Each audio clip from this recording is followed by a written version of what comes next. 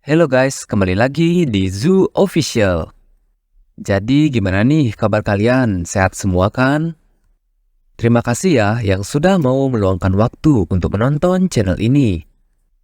Oh iya, terima kasih juga yang sudah mau like, komen, dan subscribe.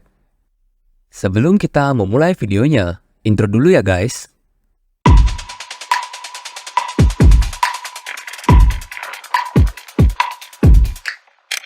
Segunda melanjutkan perkataannya, saat ini kami telah menempatkan asasin di seluruh wilayah Duk sampai ibu kota kekaisaran. Karena apa yang dilakukan cacing putih di Sisuk. Bersama dengan di Alice, masyarakat bangsawan sangat tidak puas dengannya. Bahkan bangsawan dari semua kekaisaran sekarang jadi sekutu kita. Pewaris salah satu wilayah terbesar kekaisaran bahkan menyaingi wilayah Alice yang luas, Jamie Roxanne. Dan bahkan Bear Duke dari rumah tangga Lindegor. Lindegor, sepertinya dia sangat tidak menghormati pewaris Pendragon, ucap dari Arangis. Kau selalu membuatku terkesan dengan koneksi pribadimu. Aku sangat berterima kasih. Lalu mereka pun menjatuhkan cincin satu sama lain, pertanda kalau mereka berdua satu aliansi.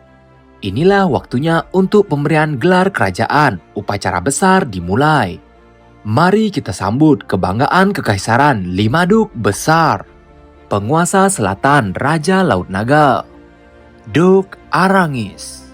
Diikuti oleh darah kekaisaran dan diberkati oleh malaikat, Lindegor yang agung. Orang-orang di sana pun bergumam, dia besar seperti beruang. Katanya mereka punya kekuatan mengabulkan keinginan. Selama ribuan tahun mereka tak pernah kalah dalam peperangan.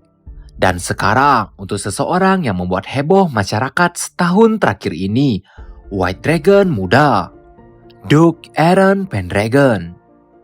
Dan yang terakhir penguasa kekaisaran, yang mulia keluarga kekaisaran Aragon. Aaron pun tiba-tiba terkejut melihat ke arah mereka. Ian, 3 idiot, Igris, dan sisanya. Sial, ini dia orangnya.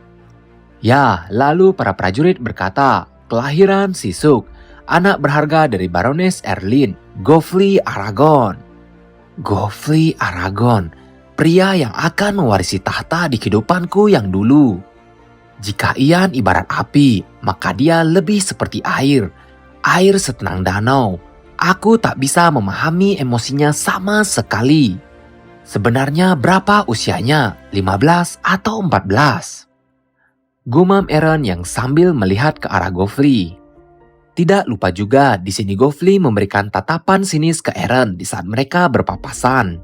Lalu yang terakhir, otoritas tertinggi kekaisaran Aragon berada di puncak setiap rumah tangga. Raja dari para raja. Sambutlah Kaisar Aragon. Jadi dia kaisar dari kekaisaran Aragon. Seorang pria tua dengan tubuh renta seperti itu menjadi seorang raja. Tiba-tiba Jamie Roxanne menghadap ke raja yang berkata, dengan hormat saya menyapa sang raja. Lalu tangan kanan raja berkata, aku mengakuimu sebagai pewaris dari Roxanne Household. Karena itu aku memberimu gelar Khan. Itu adalah yang dikatakan oleh Yang Mulia. Maurice Burlon, aku memberimu gelar Baron. Charles Vinson, aku memberimu gelar Viscount. Lalu orang-orang di sana pun melihat-lihat sang raja yang dari tadi hanya diam saja. Di sini mereka pun bergosip. Selama beberapa tahun terakhir, sang raja telah melemah dengan cepat. Sejak saat itulah, saya belum pernah mendengarnya berbicara sama sekali. Dikatakan kalau penyebabnya adalah penyakit dan lansia tua. Tapi kebenarannya masih misteri. Di sini Aaron berpikiran lain. Ia bergumam alasan dari bangsawan Falte adalah pengkhianatan terhadap kaisar, tapi itu adalah suatu kebohongan. Jika saja beliau punya kemampuan untuk mengetahui kebohongan-kebohongan itu. Jika saja beliau punya kemampuan untuk mengendalikan tiran atau dari para bangsawan. Jika saja beliau punya keinginan untuk melakukan semua itu. Kekaisaran sudah rusak sampai ke intinya. Dan pria itulah yang harus disalahkan. Lalu sekarang giliran Aaron yang maju menghadap sang raja. Dia jadi Duke pertama yang maju. Aaron Pendragon, pewaris dari Pendragon Household. Dengan hormat saya menyapa sang raja. Tiba-tiba sang raja pun berdiri dari tempat duduknya. Dengan sorot mata tajam yang menghadap ke arah Aaron. Lalu dengan spontan dikeluarkanlah aura naga yang sangat kuat dari sang raja. Semua orang di sana bahkan sampai merasa sesak dan terkejut dengan perlakuan raja ke Aaron. Aaron pun merasa tertekan. Ia berkata, "Jadi, ini aura milik sang raja. Dia lebih kuat dari Ian. Tidak, setidaknya dia 2 kali lipat darinya. Tak kusangka aura seperti ini akan keluar dari seorang pria dengan tubuh yang renta."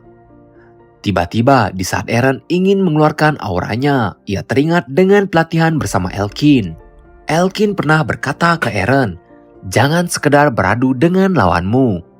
Jadilah selaras dengan mereka tanpa terputus. Selaraskan dengan mereka dan ikuti arusnya." Aaron pun memejamkan matanya dan mencoba untuk menjadi selaras dengan aura sang raja. Dengan cepat, Aaron sudah memahami perkataan Elkin. Terlihat kas berwarna biru dari Aaron mencoba untuk selaras dengan aura sang raja.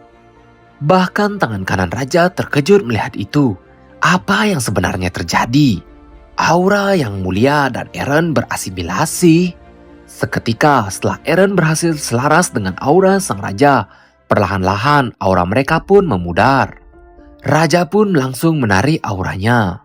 Di sini sang raja berkata, "Seseorang sepertimu, aku sudah lama menunggu itu." "Duke Pendragon," ucap dari raja yang tampak puas dengan Aaron. Lalu dengan tergesa-gesa tangan kanan raja langsung memutuskan, "Kau, Aaron Pendragon, kau diakui sebagai penerus dari keluarga Pendragon. Dan aku memberimu gelar Duke." Aaron pun di sini hanya bisa terdiam ya mendengar pengumuman resmi dari kerajaan. Tidak disangka pemimpin pengganti itu memiliki aura sekuat itu, ucap orang-orang di sana. Lalu di sini Arangis menanggapi, "Tampaknya singa yang sudah tua tetaplah seekor singa." Panglima kerajaan pun bergumam, aura barusan bukan memberikan ancaman ataupun tekanan. Dia hanya mengikuti aliran dan berasimilasi dengan itu. Itu bukan sesuatu yang bisa dilakukan siapapun dengan mudah. Arangis pun lalu melihat Aaron. Ia bergumam, "Aaron Pendragon adalah orang yang harus kami waspadai." Segunda di sini sangat kesal ya. Ia berkata, "Nikmati saja selagi bisa. Soalnya setelah jamuan malam ini hidupmu akan berakhir." Aaron pun kembali ke rombongan pasukannya. Acara selanjutnya pun dimulai, yaitu acara berdansa. Tiba-tiba Tuan Putri Ingrid mendekati Aaron. Ia berkata, "Tuan Aaron, kalau kau tidak keberatan, bisakah kau menjadi pasangan dansaku?" "Dengan senang hati, Nona," jawab Aaron yang langsung mengiyakan ajakan Ingrid. Lalu mereka pun berdansa pada malam hari itu dan diliatin banget sama orang-orang di sana. Ya tidak lupa juga ya si Pangeran Ian langsung nyambet Irene. Gercep juga ya nih orang. Dan tiba-tiba Lindy mendekati Argos. Ia berkata, maaf Argos, kalau tidak keberatan, maukah kau jadi pasangan dansaku? Karena aku yang diperhatikan sama laki-laki lain dari tadi." Lihat guys, muka-mukanya nggak bener ya yang ditunjukin sama pangeran-pangeran di sana. Argos pun memasang muka datarnya. Ia segera menarik Lindy ke tengah kerumunan orang yang sedang berdansa. Ia pun langsung memanggil Aaron. "Hei anak muda, jangan lupa kau sudah memiliki istri. Jadi selanjutnya kau harus berdansa dengannya," ucap Argos. Di sini Lindy malah ketakutan ya. Ia merasa mengganggu Aaron dan menyuruh Aaron untuk melanjutkan dansanya bersama Tuan Putri Ingrid. Tapi Argos langsung mendorong Lindy. Ini benar-benar ya udah kayak di film drama guys. Lalu Argos pun berkata, "Hei nak, kau adalah istri dari bocah itu, jadi kau lebih berhak daripada orang lain." Aaron pun langsung tersenyum melihat keluguan dari istrinya itu. Nah, kalau cewek kayak gini zaman sekarang masih langka nggak guys? Coba komen di bawah ya. Lindy dengan wajah malu-malunya berkata, Tuan Eren, bisakah kau berdasa untuk satu lagu denganku? Suatu kehormatan bagiku istriku, ucap Eren dengan nada lembutnya. Lalu mereka pun berdansa di tengah-tengah keramaian itu. Bahkan orang-orang semua sampai ngeliatin babang Eren kita ya. Tiba-tiba terdapat seseorang yang memecah keseruan acara itu. Nah, ternyata orang itu adalah Jami Roxan. Nih ngapa dah nih orang, ganggu banget ya acara dansa? Jami berkata, Yang Mulia Kaisar, sebagai orang yang sudah menjadi penguasa wilayah resmi dan menerima gelar Count dari Yang Mulia, ada sesuatu yang ingin Jami Roxan sampaikan kepada Yang Mulia. Panglima pun berkata, aku memberimu izin untuk bicara. Jami pun angkat bicara. Beberapa penguasa yang melayani kekaisaran sebagai pedang dan perisai dipaksa mengalami situasi yang sulit gara-gara seseorang. Duke Pendragon, itulah yang kumaksud Yang Mulia.